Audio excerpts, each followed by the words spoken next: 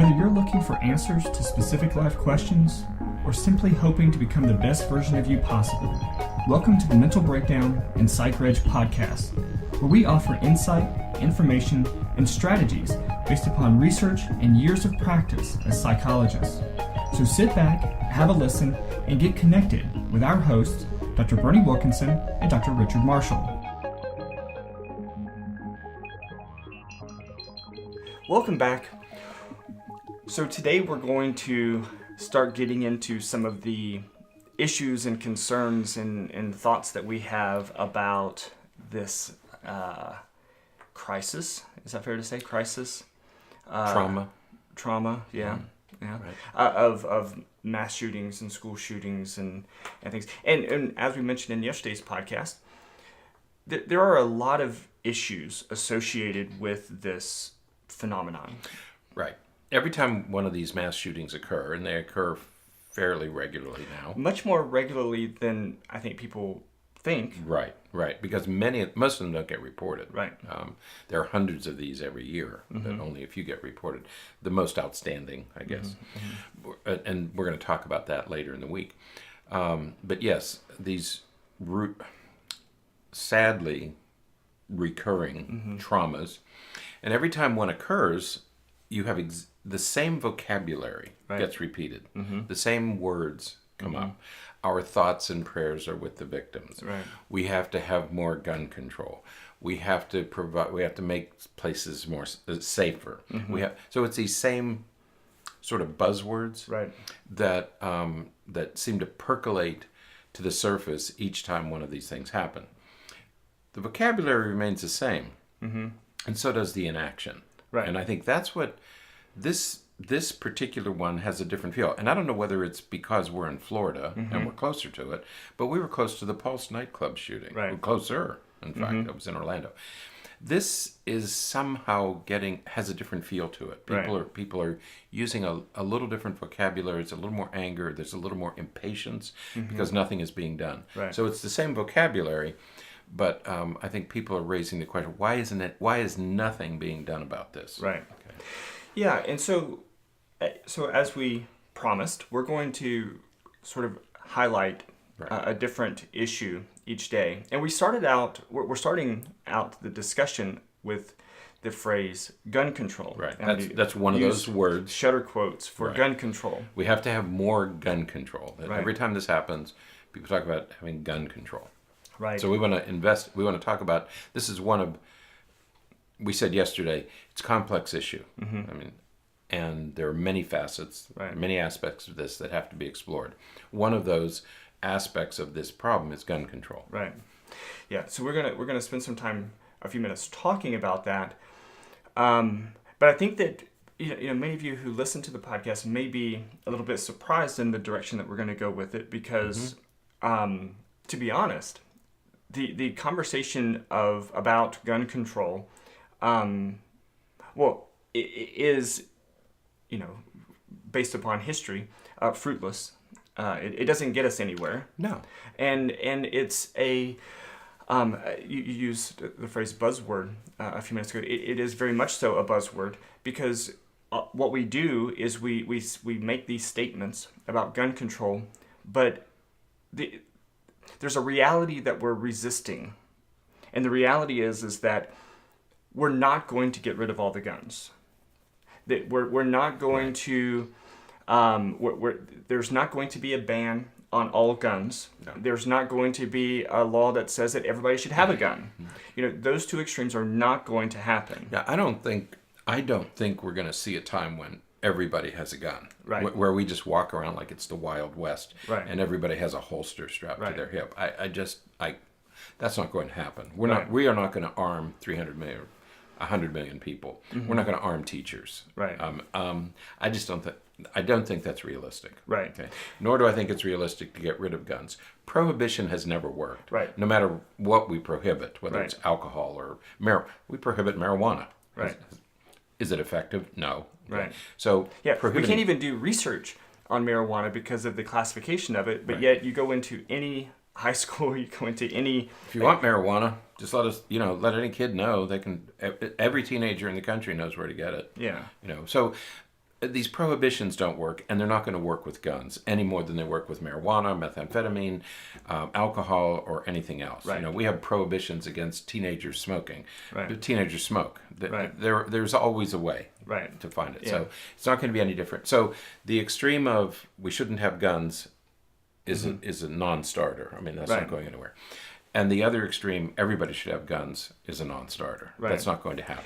And what I think happens is that when we put the focus on this idea of gun control, we create these poles, these polar camps, opposites, right. and everyone gets so dug in their individual camps Right. that then nothing can happen. Right. Because there's no compromise with those two perspectives. And what we're going to be saying throughout the week is that with each aspect of this complex situation, whether it's gun control or safety or the answer lies somewhere between the extremes. So we don't want to discuss the extremes. There's no point in discussing the extremes because the solution doesn't reside at the extremes. The solution is going to reside somewhere between those two. Right. We don't know where, but it's going to reside somewhere between those two. Right. And another issue in using the idea or focusing on the idea of gun control, from my perspective, and you and I were having this discussion a little while ago before we started recording, is the issue of the statistics, the data. Right.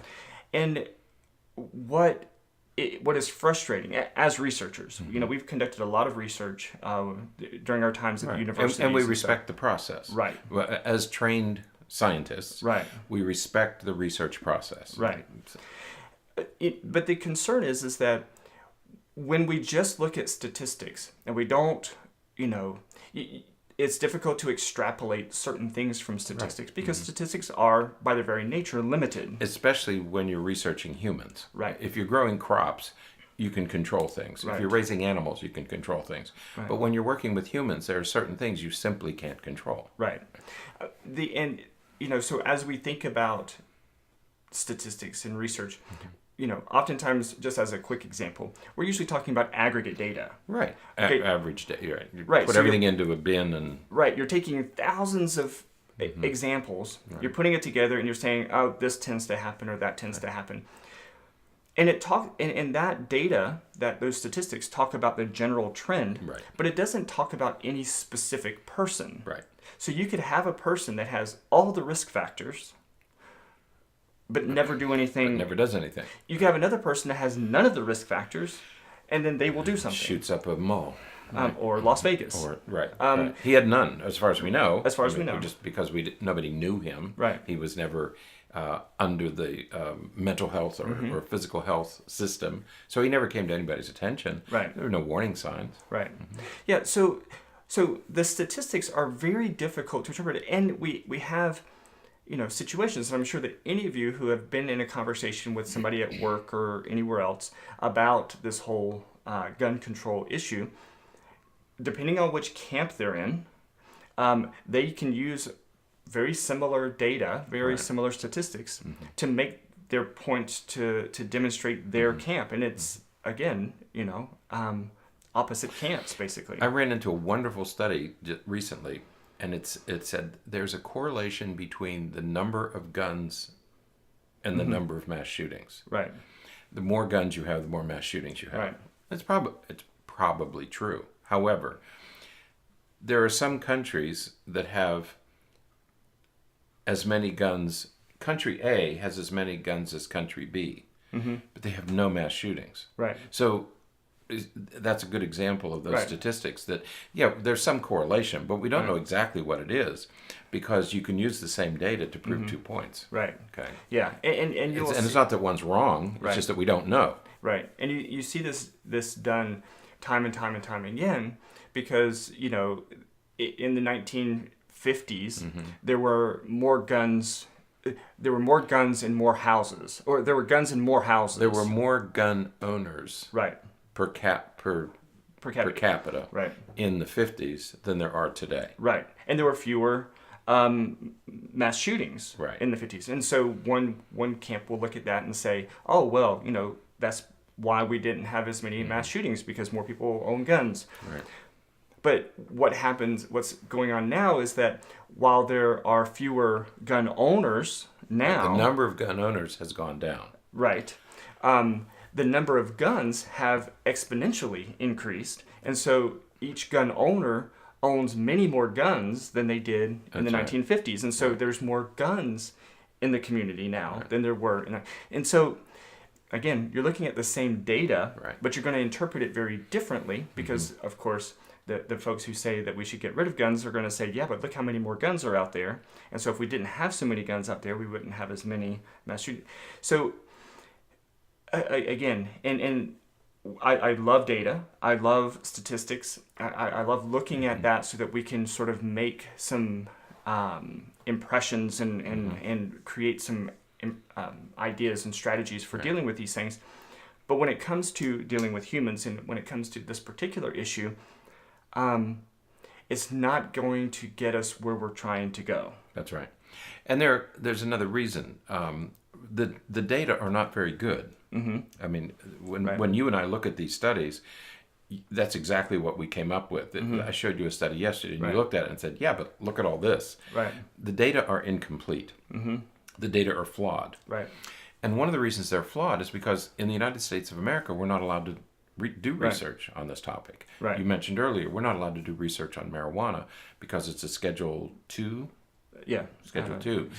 drug, which puts it in the category of no one's allowed to have it, okay, even though 23 states allow it. But we're not allowed to do research on it. So we didn't know. Much of the research we did on marijuana came from Israel because they were allowed. It's the same with guns. Since 1996, the Centers for Disease Control has not been permitted to do research on gun violence. Okay? So therefore, we don't really have good, reliable data on on this whole gun issue. And absolutely. And so because of that, we're left with this incomplete data. And the way that it's used, what we call this phenomenon of the way that we're using data with the individual camps, when you're looking at the same data and interpreting it in different ways, we're referring to this construct called confirmatory bias. So what that means is that we're looking at the data and interpreting it in such a way that it confirms our beliefs. The way I want it to be. You know? So I've already drawn my conclusions. That's right. And so now I'm just looking for data to support my conclusions. That's right. I think that, this is a bad idea. And so I'm going to interpret this data in such a way that it confirms the way that I feel. We do this with everything. We do with everything. So it's not unique to the gun issue, but it's exactly what's happening. Okay. As scientists, what we're supposed to do is we're supposed to pursue what we call the null hypothesis. In other words, we're supposed to be completely objective and say there is no difference. There's nothing here. And that's called objectivity. Okay. Well, we don't have that with gun. We don't have that with this issue. People. I don't think anybody in the country is neutral on the gun issue. Gun possession. I don't care what word you use. Gun possession, gun control, gun violence. Very few people are just neutral. How can you be neutral given what happened? Given mass shootings, you can't be neutral. So we approach this. We look for statistics that support our position. We're all guilty of that. So the first goal, I think, with gun control is let's at least start to do research so that we can generate enough information so that we can have a discussion. Okay. Certainly, as far as gun control is concerned, I'm not sure that. I think there's a common. I always feel uncomfortable saying this. As researchers, we don't like to talk about, well, it's just logical, it's just common sense, okay, that you should do this. Because many times common sense proved to be wrong, okay. However, there's probably somewhere in the gun control argument that maybe assault weapons occupy a separate category. Okay. And that common sense would say, there's a big difference between a shotgun used for hunting, right, and an assault rifle used for fill in the blank. right. Okay. Yeah. So maybe that would be a good place to start the discussion. Right. Let's just talk about assault rifles. Not only because assault rifles are the weapon of choice, Right. but because assault rifles are designed for a single purpose. Right. Yeah. And exactly. And I think that if we're going to have the discussion of gun control, it shouldn't be whether we have guns or not. It should be about, are there any statistics-based decisions that could be made in regards to the type of guns that we own and we can buy. Yeah. Again, the guy in Parkland, he bought his assault rifle legally. That's right. At 18. Because our governor made a decision that said that at 18 you can buy an assault rifle. You can't buy a handgun. You can't buy a handgun yet because you have to be 21 to buy a handgun. That's right. But you can buy an assault rifle. And that's where common sense, that defies all logic. Right. Okay. Why you can buy a military assault rifle at 18 and you can't buy a handgun until you're 21 doesn't make sense to most people. And I'm going to jump in because I know what one of the arguments will be. What 18, you can join the military, and in the military you will have this type of gun, this type of weapon, and so if you can do it through the military, then you can do it. You should be able to do it as a civilian. However, through the military, and yes, there are problems, and there are people who get into the military who have their own issues.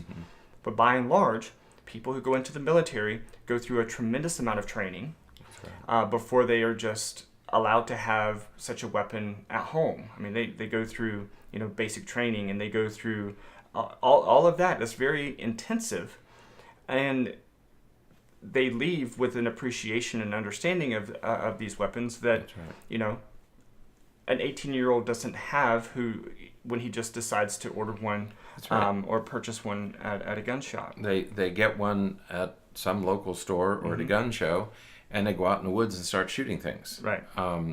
That's not basic training. Right. So to hand somebody a military assault rifle without the training is dangerous. Yeah. Short-sighted. Something.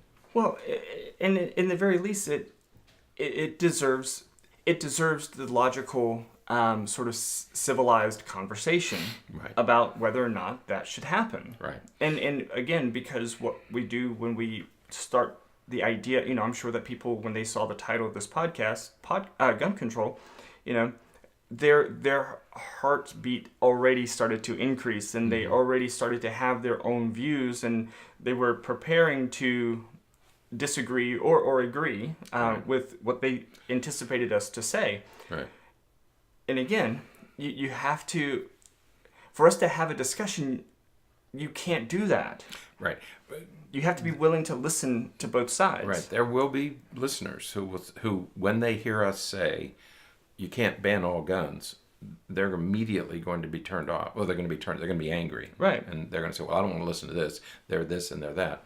No, what we're saying is that we're not going to get rid of all guns. People aren't just going to turn all their guns in and turn them into police. Some people will, some people have. Okay, there have been programs that people bring their guns in and police take care of them. That's not going to happen. So if we're going to have a discussion about gun control, it has to be a reasonable discussion where what guns are we going to keep in circulation, and are there guns that we're going to try to get out of circulation? Right. That seems to be a more reasonable argument. The other argument at this other extreme, you mentioned they're 18 years old and have military training. And there are people who believe that the Second Amendment guarantees the right to own any gun you want. Right. Okay. Right. And that's another discussion that we're going to have later in the week. Is let's talk about the Second Amendment. Because if you begin with this argument that every person should be able to have any gun you want, that's that other extreme that we need to talk about, because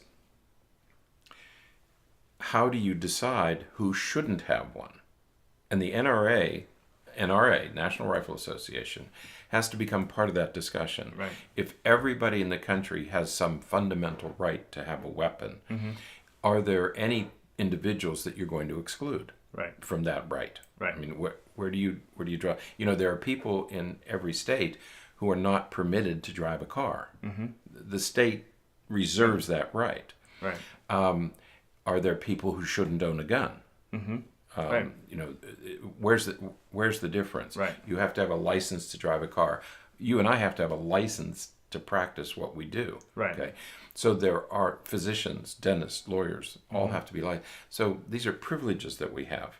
Guns don't occupy a separate special place, or they shouldn't. Right. Okay. They're too dangerous, and it requires some responsibility. Right.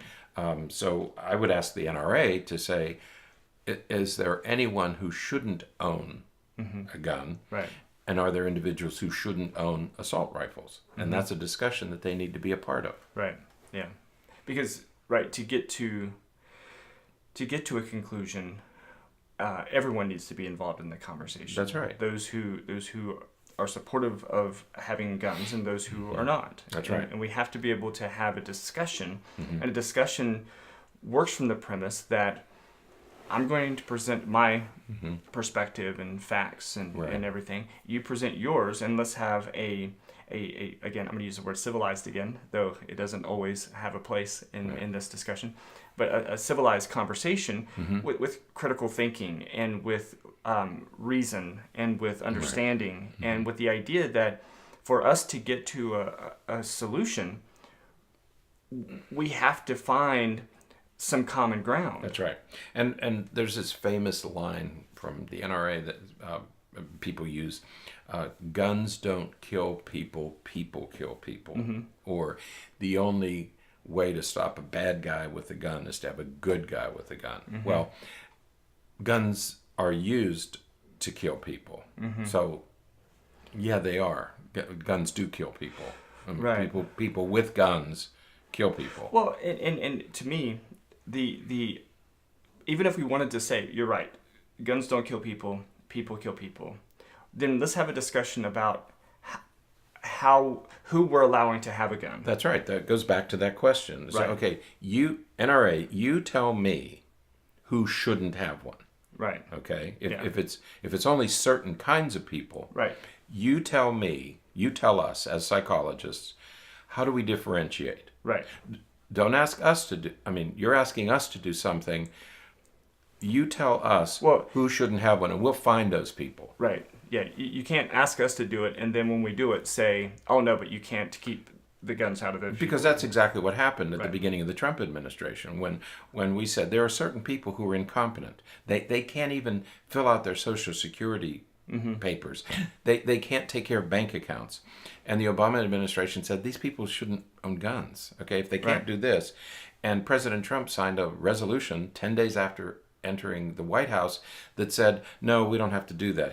They did away with that law. So here's 75,000 people who didn't qualify to get, now they qualify. Now all of a sudden, though they're incompetent to do their Social Security information, it's okay for them to own a gun. Right. All we're saying is, you tell us who shouldn't, and we will find a way we will have a way to find those people.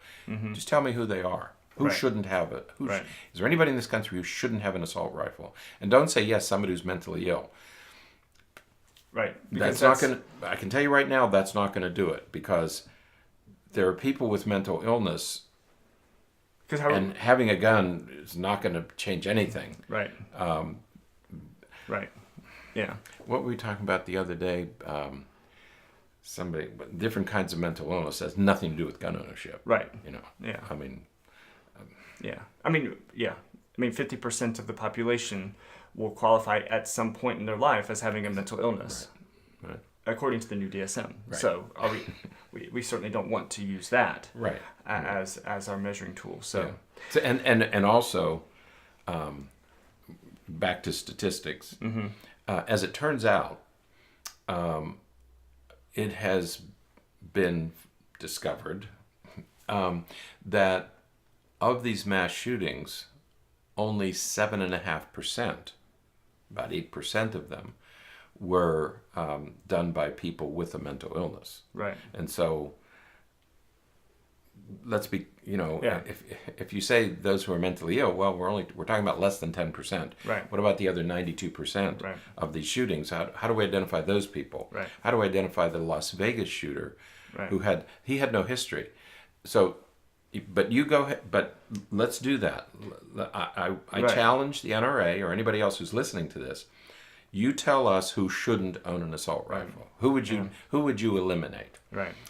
Because right now, the way the laws are written, we don't eliminate anybody. Right. And again, with the mental illness, and we're going to talk about mental illness tomorrow. Right, separate category. But the issue is that a lot of times we identify mental illness post hoc, afterwards. Afterwards they say, oh, well, this guy was really depressed, or oh, this guy was really, mentally unstable. The Batman shooter. Right. Okay, there's one. He was a PhD candidate studying neuroscience at a major university. A little bit weird. Yeah. But nobody would have. He wasn't identified as mentally ill till after the fact. Right. So let's be careful about that. We all have 20/20 hindsight. Right. Oh yes, he's mentally. Just because somebody is a mass shooter doesn't mean the person is mentally ill. We had a discussion with a listener last week when this discussion first started, and the listener said, "Well, no, anybody who does that is obviously mentally ill." Right. And I thought about it for a moment, and I said, wait a minute. The guys who flew the airplanes into the Twin Towers were not mentally ill. Right. They were religious zealots. Right. But they weren't mentally ill. Right. And so, was Timothy McVeigh mentally ill when he drove the truck up to that building in Oklahoma City? Oklahoma? Right. Was he mentally ill? Did anybody know that he was mentally ill? Right. He was in the military. Right. And, nobody knew. We didn't know until afterwards. Okay, Right. After they blew up the building, they would say, "Oh, he must be mentally ill." Yeah. So yes, after the fact, perhaps, but it's very hard to predict. Right. Right. So, but those are the sorts of complicated discussions that we need to start having. Right. Mm-hmm. Yeah. So, all right, that's it for today. I hope I don't know what these daily podcasts are going to end up going a little bit longer than usual, I think. But there's just a lot to talk about with these, and again, we're just trying to present information so that it hopefully fosters a healthy conversation. And we would ask anybody, and I think 70% of America's citizens want some type of gun control. Okay? Right, something. Yeah. So I think most of us agree that some kind of control is necessary. We don't like the term, right, because it starts to divide us, puts us in different camps. So what we ask is, let's not let this discussion be driven by the term gun control. Right. Let's find some new language so that we can find that middle ground. Right. Gun control is one end of the extreme. Okay, so let's agree to not begin the discussion by saying we do have to have some kind of control. But let's find a new vocabulary to talk to each other. Absolutely. So, all right, that is it for today. Until next time, stay happy, stay healthy, and forget to be afraid. Thanks for sharing this episode of the Mental Breakdown and Psychreg podcast. Be sure to check out the show notes for links to follow us on Twitter and subscribe to our YouTube channel, where you will find all of our previous podcasts and much more. We would be honored if you would become a patron through patreon.com, where any donation you can manage will go to the development and creation of more content. Just visit patreon.com/thementalbreakdown for more information. Thanks again for listening. Have an awesome day, and we look forward to being back in your feed tomorrow morning.